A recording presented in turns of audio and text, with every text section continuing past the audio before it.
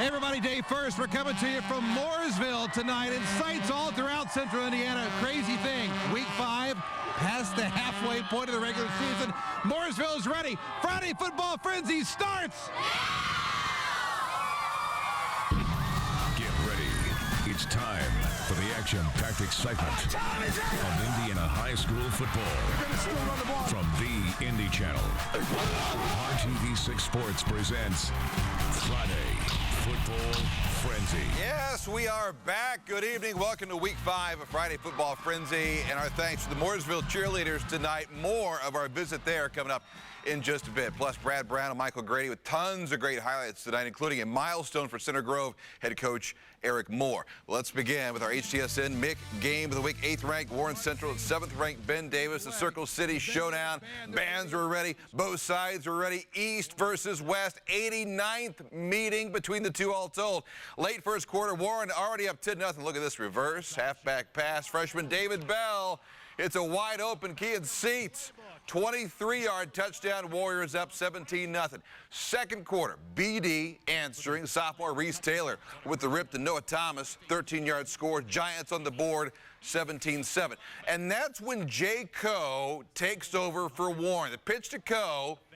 And there goes Jay Coe. 41-yard touchdown, 24-7 Warren Central at this point. And one more from Coe. You have to watch this. Zach Sumeyer over the middle to Coe. This might be the run of the season. Breaks one tackle, cuts, breaks another tackle, touchdown. 27-yard score. Coe with 239 total yards, 5 touchdowns. Warren wins at 45-28. BD, by the way, they've lost 3 straight. What about Jay Coe, though? Oh, he's great. He's a firecracker, isn't he? He's a special football player.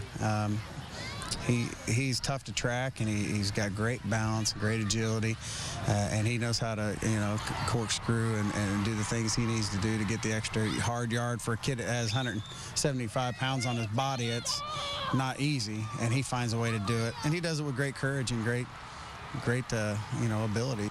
A lot of ability. Congratulations to Warren Jay Coe. Wow. The class of the mix so far, though, this season, Center Grove, undefeated, ranked number 1. Head coach Eric Moore going for a milestone, his 200th career win as a head coach. Michael Grady has more on the doubleheader tonight at Lucas Oil Stadium. Hi, Michael. Hey, Dave. Yes, 5 games at Lucas Oil Stadium over the course of the next 2 days. 2 tonight. The first game was 6A number 1 Center Grove against North Central. Center Grove students wore light-colored outfits, and Center Grove players spent the evening lighting up the scoreboard. Second quarter action, and Jackson Holt takes it into the end zone for the score.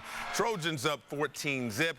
Later bringing the defense. Eric Moore's group looking for their second shutout of the season, and they would nearly pull it off, but the Panthers got a late touchdown for their only points of the game. Second half action, and Lee Klinker takes it in for the touchdown. Center Grove rolls 38-7, and with the win, Coach Moore earns the 200th victory of his career. He was surprised after the game with a video tribute from his former high school football coach and his mother. Special night for the Moore family and the Center Grove community. My poor mother, she's not been able to be at the game for years, but she still keeps up, and she doesn't like it when I'm angry on TV. That makes her nervous. But I'm just so proud of, my mom taught me everything I know about being tough and having character, and I really appreciate that, and it's taken me a long way in my life. But we have a great community. Center Grove's a great community. Center Grove High School is a great high school, and I love everything about it. Congratulations again to Coach Moore. Second game of the evening was 5A number 5 Westfield versus 6A number 5 Hamilton Southeastern, and the passing attack for the Royals was clicking early. Look at that dime to Greg Miller. Almost took out the cameraman. Royals take a 7-zip lead. That would be me. They're late in the second half. HSC still on top, 21-10. 3 more games tomorrow at Lucas Oil Stadium. We'll be there as part of what they're calling the really big football show. LaPel and Triton Central at 2, followed by Tri-West and Western Boone, and New Pal taking on Pilden Heights in the nightcap. Dave? And that is big, Michael. Thanks. A pair of 3rd-ranked teams, 2A Ritter, 3A Chatard, playing at Lawrence North tonight. Trojans going to the air early. Billy Dury to Max McGinnis, 58 yards later, he's in the end zone. Chatard, big, 48-19. They improved to 4-1. Arlington football is back, 3-1 to start the season, playing at 2A number 6 Heritage Christian. Heritage on the attack. Riley Schlosser finds the hole, drags the defender. Watch him down to the 20-yard line. Eagles would punch it in after that. Quarterback Jackson Heath keeps it himself this time around the left end, and HCS wins it 41-13 as they improve to 4-1. Well, last Friday, Avon lit up the scoreboard with an ESPNU audience watching. Tonight, Whiteland was watching. So was our Brad Brown back from Hendricks County with that story. Hi, Brad. Hey, Dave. Good evening. Avon's Brandon Peters threw 6 touchdown passes last week against Brownburg, 16 in his first 4 games this season. The Orioles home against a Whiteland team that's 3-1.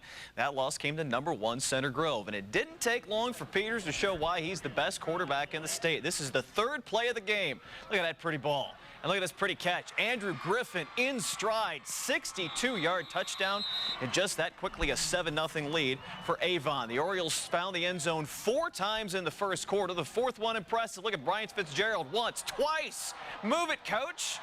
Down the sideline, and there he goes.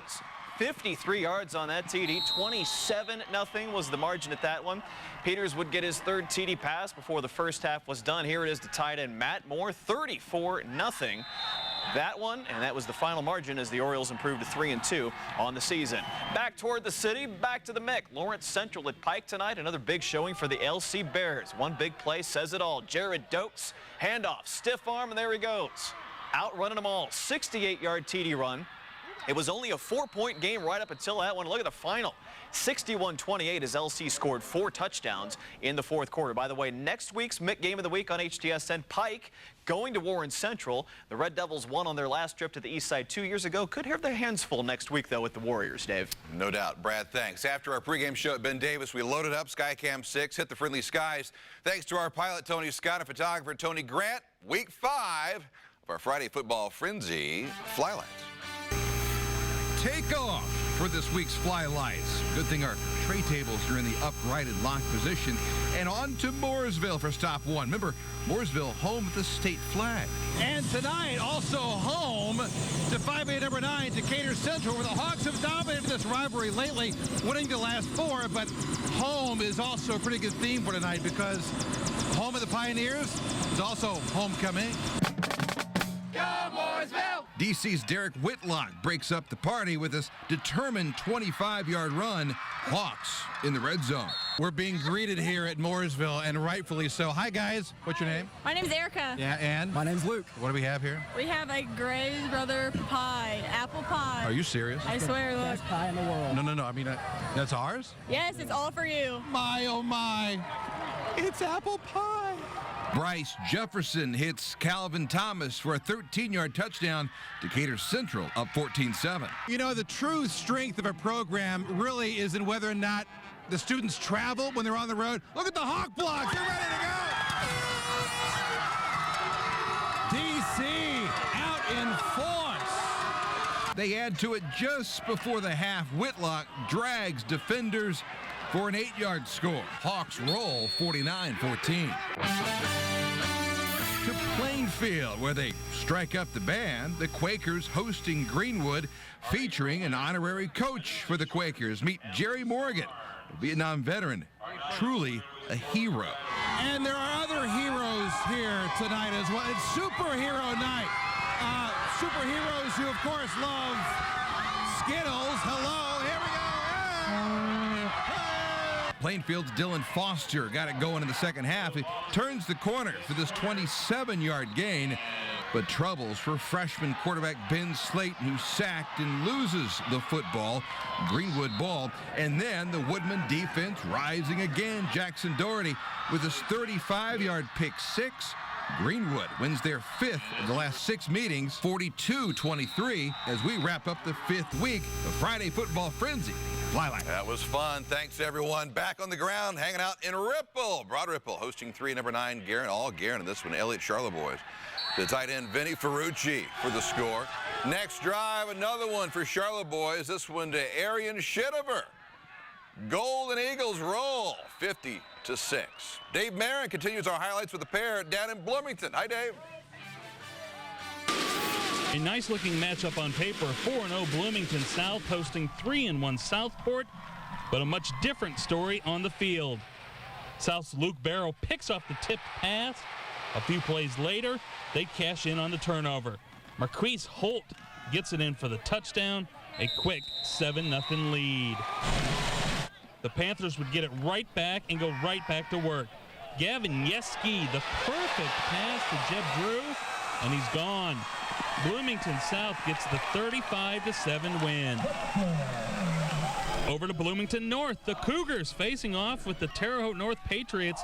Third quarter, Cougars driving, but Nicky Pescavento puts a stop to that. The interception. Then the Patriots' Logan Grimm running like he has somewhere to be. Into the end zone, a 21-0 lead. Terre Haute North would add another score late. They'd go on to win this one 28-0. Dave Barron, Friday Football Frenzy. So much fun. And a reminder, scores and highlights, Friday Football Frenzy, always available 24/7 on our website, theindychannel.com and the RTV6 app.